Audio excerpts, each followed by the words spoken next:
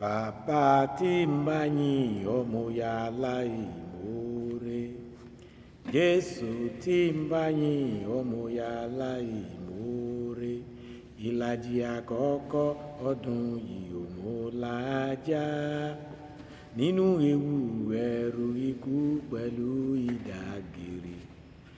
Àánú mo rí gbà, ogun ti gbà wọ́n kàn mí o. Òní lọ́jọ́ ọ̀sẹ̀ kínní nínú oṣù keje ọdún 2025 àdúpẹ́ lọ́wọ́ elédùà tó tún mú wa dẹ́sẹ̀ lábala kejì ọdún yìí láyọ̀. Ẹ̀mí wo gà àwọn àkàbà yòókù náà já láyọ̀ àti àlàáfíà, àmì àṣẹ. Láti inú àwọn ìwé ìròyìn ìjọ Àgùdà jákèjádò ilẹ̀ Yorùbá náà látún ti ń gorí afẹ́fẹ́ fún yín nínú ilé iṣẹ́ ìgbóhùnsáfẹ́fẹ́ ti Space TV ìlú Ìbàdàn. Àlùfáà Paul Aṣáwálé lóníròyìn yín. Ẹ tẹ́tí gbà wọn kókó inú ìròyìn wọ̀nyí náà. Bá a ti ná bílíọ̀nù lètò ààbò mẹ́hẹ́ sí i, ojú ìwé kìíní ti The Catholic Herald ló ké gbàjarè bẹ́ẹ̀. Ẹ má lo ebi gẹ́gẹ́ bí ohun ìjà ogun o. Hunger must not be used as a weapon of war. Pápá Mímọ́ Leo ló pàrọwà bẹ́ẹ̀ sójú ìwé karùn-ún ti The Catholic Herald. Bíṣọ́ọ̀bù Làwánì rọ àwọn ènìyàn láti máa jíṣẹ́ ìrètí, kì í ṣe iṣẹ́ ìkórìíra. Ojú ìwé kìíní The Chronicler láti Ìlọrin ló wà. Àwọn mùsùlùmí ń bájọ Àgùdà yọ̀ lórí yíyan Pápá Mímọ́ ìkẹrìnlá. Ojú ìwé kẹwàá The Chronicler ló wà lẹ́kùnrẹ́rẹ́. Ẹkùn ìjọ Àgùdà Ìbàdàn ṣayẹyẹ júbílì àwọn bíṣọ́ọ̀bù pẹ̀lú ìpè láti jẹ́ àmì ìrètí. The Catholic Weekly Independent ló sọ bẹ́ẹ̀ lójú ìwé kìíní rẹ̀. Ǹjẹ́ ilégbé àwà fún Jésù lórílẹ̀‐èdè Nàìjíríà bí? Ojú ìwé kẹrin Independent ìbéèrè yìí wà. Nísinsìnyí ẹ jẹ́ ká máa yànnàná àwọn kókó wọ̀nyí lọ́kọ̀ọ̀kan. Bá a ti ná bílíọ̀nù lètò ààbò wa mẹ́hẹ́ sí o. The Catholic Herald ló ké gbàjarè pé ọ̀rọ̀ ààbò lórílẹ̀‐èdè yìí kò tilẹ̀ fẹ́ yé ni mọ́, nítorí pé bí àwọn gómìnà ṣe ń gba owó fún tó, bẹ́ẹ̀ náà ni ìwà ipá àti ìṣẹ́ ń gbilẹ̀ sí i, tí ètò ààbò sì ń burú sí i káàkiri ilẹ̀ Nàìjíríà. Ó ní lọ́sẹ̀ tó kọjá ní àjọ kan tó ń rí sí ètò ọrọ̀ ajé àti ẹ̀náwó, ìyẹn SERAP, ké sí àwọn gómìnà gbogbo kí wọ́n ṣèṣirò iye tí wọ́n ti ná lórí ètò ààbò láti ọjọ́ 29 oṣù karùn-ún ọdún 2023 tàbí kí wọ́n fojú kàtà òfin. Ẹ má lo ebi gẹ́gẹ́ bí ohun ìjà ogun o. Hunger must not be used as a weapon of war. Pápá Mímọ́ Leo ló pàrọwà bẹ́ẹ̀ sójú ìwé karùn-ún ti The Catholic Herald. Iṣẹ́ yìí ni Pápá Mímọ́ Leo rán sí ibi ìpàdé àwọn àjọ kan tá a mọ̀ sí FAO, Food and Agriculture Organization, tàwọn ìṣọ̀kan àgbáyé, bí ó ṣe kọminú sí lílo ìfẹ́fipani gẹ́gẹ́ bí ohun ìjà àti ẹ̀náwó lórí àwọn èròjà ogun dípò kí wọ́n fòpin sí ìṣẹ́ àti òṣì. Bíṣọ́ọ̀bù Làwánì rọ àwọn ènìyàn láti máa jíṣẹ́ ìrètí, kì í ṣe iṣẹ́ ìkórìíra. Ojú ìwé kìíní The Chronicler láti Ìlọrin ló wà. Níbi àyájọ́ ọdún àwọn sọ̀rọ̀sọ̀rọ̀ lágbàáyé èyí tó wáyé ní St. Joseph Cathedral Ìlọrin ni bíṣọ́ọ̀bù ẹkùn náà Most Reverend Dr. Ansel Pendo Lawani ti ṣèkìlọ̀ yìí.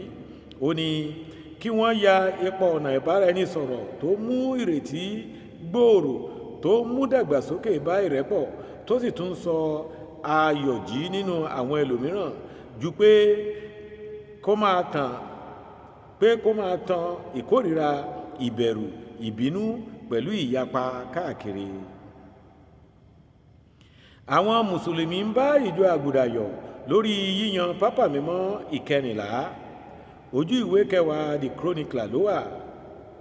Igun àwọn ẹlẹ́sìn mùsùlùmí kan, Ansarudeen Society of Nigeria, ló ti jáde láti bá àwọn ọmọ ìjọ Àgùdà lágbàáyé yọ̀ bí wọ́n ṣe ti yan Cardinal Robert Francis Provost wẹ́rẹ́ sí ipò pápá mímọ́. Ààrẹ ẹgbẹ́ náà lórílẹ̀‐èdè yìí ọmọọba Mosedik Kazeem San sọ pé ìyànsípò tó lọ nírọ̀wọ́rọsẹ̀ yìí fi àṣà ìṣọ̀kan àti ìfẹ́ ìjọ àgùdà jákèjádò àgbáyé hàn ni. Ẹgbẹ́ náà wá gbàdúrà pé kí àsìkò pápá tuntun yìí san orílẹ̀‐èdè Nàìjíríà àti gbogbo àgbáyé lápapọ̀ sí rere. Ẹkùn ìjọ àgùdà Ìbàdàn ṣayẹyẹ júbílì àwọn bíṣọ́ọ̀bù pẹ̀lú ìpè láti jẹ́ àmì ìrètí. The Catholic Weekly Independent ló sọ bẹ́ẹ̀ lójú ìwé kínní rẹ̀. Ọjọ́ 25 oṣù kẹfà ọdún yìí làwọn oríṣiríṣi igun àwọn àlùfáà, àwọn olùfọkànsìn àtàwọn ọmọ ìjọ àgùdà Ìbàdàn péjọ láti ṣayẹyẹ júbílì àwọn bíṣọ́ọ̀bù. Ayẹyẹ náà wáyé ní Pastoral Institute Bódìjà Ìbàdàn. Kí mísà tó bẹ̀rẹ̀ ní pẹrẹu, àrọ́pò bíṣọ́ọ̀bù fún ẹkùn náà Very Reverend Father Gregory Oyelami kí gbogbo àwọn tó wà níkàlẹ̀ ní pàtàkì jùlọ àwọn aláyẹyẹ ọjọ́ náà Most Reverend Gabriel Leke Adégúnrin bíṣọ́ọ̀bù àgbà fún Ìbàdàn, bíṣọ́ọ̀bù àgbà tó ti fẹ̀yìntì Most Reverend Felix Alabajo àti aṣojú Most Reverend Simon Fadao tí í ṣe bíṣọ́ọ̀bù àwọn ẹ̀ka tá a mọ̀ sí the Maronites tí kò lè wá. Oníwàásù ọjọ́ náà Reverend Father Richard Ọmọládé rọ gbogbo ìjọ láti jẹ́ àmì ìrètí pẹ̀lú àwọn bíṣọ́ọ̀bù wọn ní pàtàkì bí ọdún yìí ṣe jẹ́ ti júbílì ìrètí. Ǹjẹ́ ilégbèé a wà fún Jésù lórílẹ̀‐èdè Nàìjíríà bí? Ojú ìwé 4 Independent níbèrè yìí wà. Nínú àròjinlẹ̀ ẹ̀kọ́ ọjọ́ ayẹyẹ Pétérù àti Pọ́ọ̀lù níbèrè yìí ti jáde. Àkòrí kan nínú ẹ̀kọ́ náà sọ pé kọ́ ilé rẹ sínú mi gẹ́gẹ́ bí èmi ṣe kọ́ tèmi sínú rẹ. Ìròyìn yìí wá ń béèrè pé ǹjẹ́ Jésù nílé nínú Nàìjíríà bí? Ìdí ìbéèrè yìí wáyé nítorí pé ẹnikẹ́ni tó bá tẹ̀lé òfin Ọlọ́run ń gbé nínú Kristi. Ìbéèrè míì sì ni pé ǹjẹ́ Nàìjíríà ń tẹ̀lé òfin Ọlọ́run bí? Títẹ̀lé òfin Ọlọ́run sì túmọ̀ sí fífẹ́ ọmọnìkejì wa. Ìfẹ́ sì gbọ́dọ̀ wà níbi tí Jésù bá ń gbé. Ó wá ń béèrè pé ǹjẹ́ ìfẹ́ wà ní orílẹ̀-èdè Nàìjíríà bí? Tó bí kò bá sọ̀kánjúà àtàrí àjànàkú tọmọdé wa gàrí, agbe mi tún ṣetán ó ń rèlú ìkáró, àlùkò mi tún ṣetán ó ń rèlú ìkosùn, lékeléké mi ṣetán ó ń rèlú ìkẹfun. Àlùfáà Paul aṣáwálé tún padà sílé bàbá rẹ̀.